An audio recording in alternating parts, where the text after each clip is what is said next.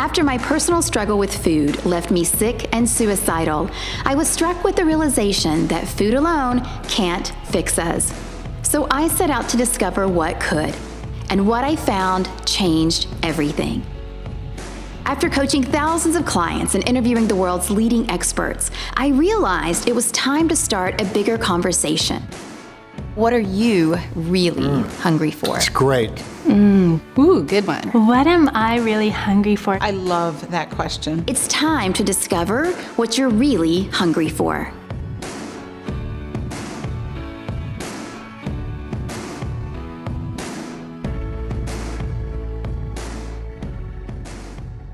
Addiction is a huge problem in our culture. Everyone seems to be addicted to something. People are addicted to the internet, television, alcohol, sex, shopping, gambling, food, dieting, exercise, gossiping, drama, and drugs, to name a few. Most people seem to have something they rely on when life gets too stressful and they need some relief. There's usually something that you turn to when you feel overwhelmed, worried, sad, or even angry. But the sad thing is, turning to these things over and over can create addictions. And these addictions cause more suffering than the stress that they're trying to alleviate. No one wants to feel stress. It's, stressful. It doesn't feel good. Your chest is tight, your breathing is shorter and faster, and you sometimes want to jump out of your own skin. But when you use an addictive behavior to cope with stress, you aren't really dealing with the stressful emotion. You're in denial of it. You're covering it up. You're simply numbing yourself to it. Underlying this is the belief that you can't cope with whatever it is that you're going through, that you can't bear the emotional weight of whatever stressors you're having to deal with. It's almost like you lack trust in your capacity to get through the dark times and come out on the other side. But when you use addictive behaviors and habits to cope with the stress, you're just causing more problems. Your relationships, work, passions, dreams, desires, they all evaporate and become unimportant next to getting your next fix. Whether your next fix is a drink or a Snickers, you don't think about your well-being and about what will actually make you feel better at the end of the day. Instead, you just think about what will stop this emotion in its tracks right now. But these addictions aren't the actual problems. These addictions are the symptoms of something underneath that is just dying to get out. If you had a broken leg, it would probably hurt a lot. But what if you just treated that broken leg with some pain relievers? Your leg still wouldn't heal, you'd still be in pain after the treatment was completed. See, this is the problem with addiction treatments. We're treating the symptoms and not the underlying problem. We need to get to the broken pieces that need to be sewn back together before the pain and the addiction will resolve itself. And so often, the problem underlying the addiction is spiritual. So when you heal spiritually, you transform. When you go all the way down to your core and you heal your soul, your spirit, then the rest of it takes care of itself. My guest this week, Roy Nelson, used to be morbidly obese and addicted to many things. But he realized as he worked through his addictions that the addictions weren't the actual problem. There were underlying causes, bigger reasons that he made the choices that he made. Roy dug down deep to examine the issues that were at the core of his addiction, and he's dedicated his life to helping others achieve the same freedom that he found. He created the Nelson Method, an internationally recognized healing process that helps people stop their addictions in their tracks, even when nothing else has helped. So, Roy, your story is absolutely amazing. I mean, I was reading your book, Love Notes from Hell, and I read your story maybe 5 times just because it was so compelling. Can you share the Reader's Digest version of it with us? I guess a short version, I almost died at birth, and then I kind of went downhill from there. That is a short version. Actually, I was born into a really tough place, and I wasn't very tough. Got mean later, got tough later, but boy, I was very ill-equipped for the life I was born into. You know, I was a very sensitive, fearful little kid. You know, alcoholism and violence and poverty and all the good things that go together to make a really scary, tough place, for everybody, not just me. But that was kind of the way it was, and so I was always looking for some relief from the very beginning, First thing we find is fantasy. It's always the first addiction we find, and of course, as soon as I found my penis, then it was on, right? And then food, of course. Before I was even 1 year old, I was hooked on sugar. So I was always looking for something sweet, something good. That was in, of course, it moved on, and food, of course, was always a big one for me. And even though, I wasn't fat as a little kid, but later, as I grew up a little bit, I was. And then alcohol, I added cigarettes when I was about 12. Before I was 23, I was the father of 4. So it was always in over my head, always.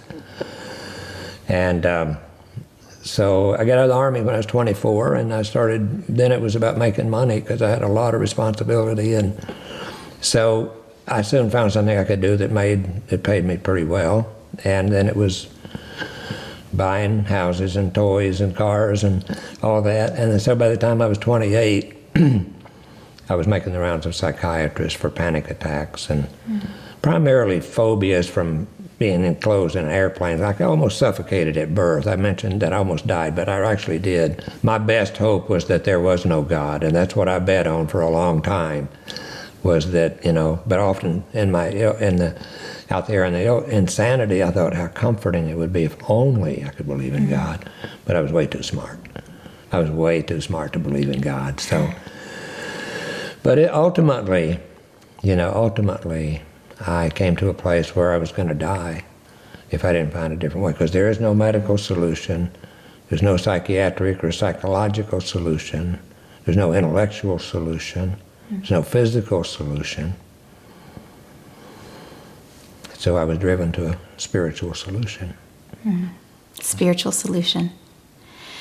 That's amazing. I think one of the first times I heard you speak, it was the first time I heard you speak, you said, the problem is never the problem.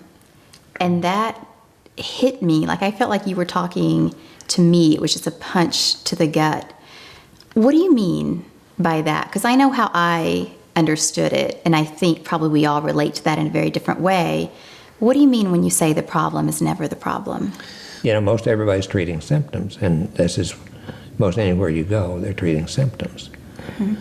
Even though sometimes they call it something else, but in reality, the belief is that the addiction is the problem. And of course, in that sense, it's literally hopeless. Because, Einstein said it, the consciousness that created the problem can't solve the problem. And what it really is a severe thinking disorder that has manifested as a severe living disorder, which is manifested as an eating disorder or a drinking disorder or a sexual disorder, whatever it is. And it's never just one. It's always a lot more than a person believes. So in my experience, what I'm about is helping people address their living disorder, teaching them a new way of living that will lead them to a new way of thinking, which will lead them to not need excess food or anything else that would be harmful to them. And so when you say, disordered living, what is an example of that? What does that look like for most of us out there? Well, for me, a lot of people would have given anything for the life I had, but it was killing me. See, that the thing is, because, it's you can't go by how it looks. It looked like it was working, the whole thing. And this is really what I'm about, is helping people feel safe enough so they can see things about themselves, about their lives, and about the people and the circumstances in their lives that they previously would be too afraid, too prideful, and too willful to see. But usually with people coming to me, usually the addictions they fall away within the first or second visit. So then they can see more about what's the underlying causes. And every addiction has 3 components, always. And what are those 3 components? Well, as long as, every addiction is number 1, it's a painkiller. Number 2, it's a form of escape. Number 3, it's a form of punishment. Punishment. As long as I had the pain, the psychic pain, the broken heart, if you will, as long as I had that pain inside, I was going to require painkillers. That's what addictions are, painkillers. As long as I had the fear, I was going to require escape. As long as I had the guilt and the shame and the remorse, I was going to require punishment. One fellow I worked with, a Coast Guard officer, he said, "Yeah, Roy," he said, "like trying to hold a dozen beach balls underwater." Well, you can't, unless you deflate them. What do people who are watching at home, what can they do to start looking at those root causes, to start looking at why they need the painkillers and where the fear is coming from and what they feel guilt and maybe shame and need punishment over? Where do they start? Well, they have to slow down, because we're all running. Those are dirty words, you know that, Oh, don't no, you? we're all, Slow down. people like us, we're always running from ourselves. Yeah. Not you. I'm just saying me and a whole bunch of other folks I know. Sure. And, ultimately I had to slow down and let Roy catch me. And, conventional wisdom say, look, I'm running as fast as I can run. If I ever let it catch me, it would kill me. But the truth be known, it's like a bully chasing you home from school. If ever once he catches you and you turn around and bust him in the mouth, he'll never chase you again. And that's the same way with the fear. As long as when you face it down, it dissipates. It'll go away. What we're really afraid of is, we're living in a fairly civilized place here. We're not really, what we're really afraid of is feelings, you see. And we had feelings that were stoked in us at a very early age. Many of us who have had eating disorders have had early childhood sexual experiences that we weren't emotionally equipped to handle. And oftentimes it was the very people who were telling us that our sexuality was bad that were actually stoking those feelings in us. So we felt good, felt bad. It's just complete turmoil within inside, because it feels good to feel bad, it feels bad to feel good, or whatever. So ultimately, the feelings are just feelings. They're not, you might, at 3, it may have been too much, but at 33, it's not too much. It may seem like it's too much, but you won't die from feelings. You can easily die, and people routinely die from trying to avoid their feelings. There's always little things that are constantly in our minds that I do feel like we feel a lot of guilt and a lot of shame for, because, we're supposed to be perfect. We're supposed to have this all figured out. And if we don't, then that's a problem. I thought I was the worst person in the world. I thought literally, I thought I was the absolute worst person that ever lived. And I had no idea. It's just, my experience is that there's nothing that can't be overcome. It doesn't matter what a person's done or what you've had, Frankly, I've felt as much guilt over things I've thought or felt as I have over things I've actually done or said. Wow. Because I'm a very, very sensitive person. I say I'm very tentative. But so let's talk about that for a second, because I'm also very sensitive, very sensitive. I can see something, especially when it comes to animals or kids, I feel like. I can see something or hear something or read about something, and for days, weeks, months, it stays with me. Absolutely. Well, addicts in general are very sensitive. People who have eating disorders usually started at a lot earlier age than other addicts. In fact, many drug and alcohol addicts started using drugs and alcohol to try to overcome an eating disorder. But even so, people with eating disorders started at a much younger age. I hit bottom. I was 32 years old. I was 275 pounds. I was a father, a husband, a homeowner, a veteran, a businessman, but I had the emotional development of an infant. And so I had to literally grow up from infancy, and it wasn't easy. You mentioned earlier that you wished you could have believed in God. Yeah. And then you've also said you found a spiritual solution. What is that spiritual solution, and does it require believing in God? That's an interesting point. My experience is, for the sake of busting my pride and my ego, I had to become willing to be whatever was required of me to be. In other words, I didn't have the luxury of saying, well, I'd do anything but that, or I'd do anything but that. I rolled out of my bed. If you can imagine a big old 275-pound baby rolling out of his bed onto his knees, crying out to God that he, quote, didn't believe in, asking for some help, asking for some forgiveness. That's what it was like for me. And I often thought how comforting it would be if only I could believe in God, but I knew no way I could believe. My experience with this whole process has been about just unlearning, really. Just defragging. The whole problem is in the subconscious mind. You can call it the soul, the heart, the psyche, whatever you like to call it, but that's the master computer.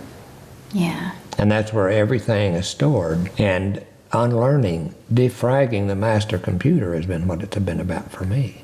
And that's what I'm about in the work I do, is helping people feel safe enough to delve into the faulty beliefs, faulty philosophy, faulty data, to cause them to create the life.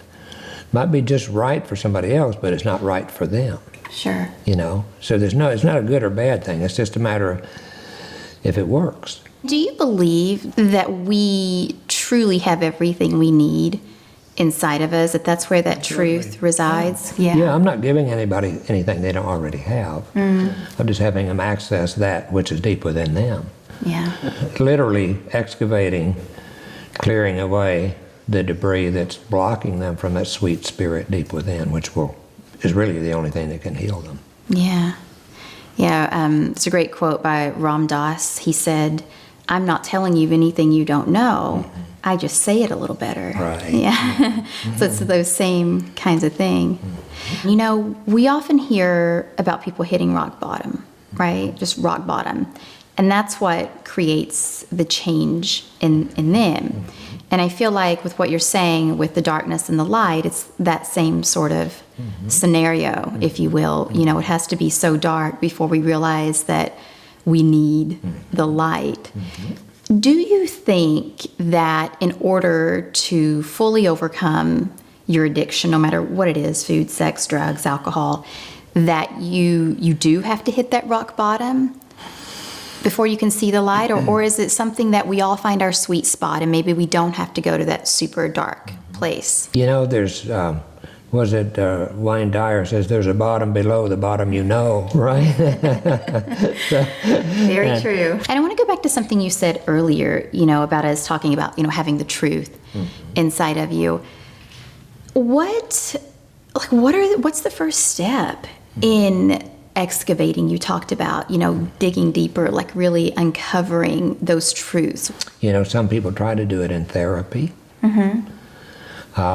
My experience is it didn't go deep enough for me. Some people try it with their 12-step programs.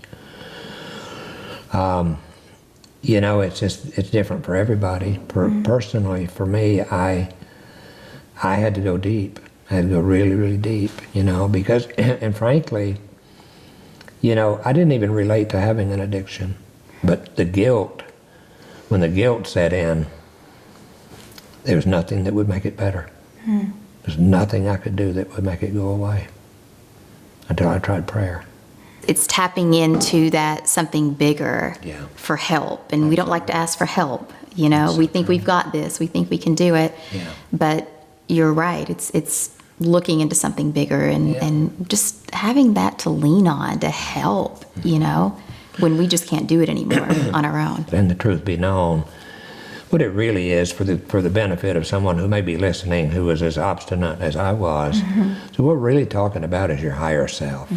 You know, the essence of you is spirit. And that's what we're looking to tap into.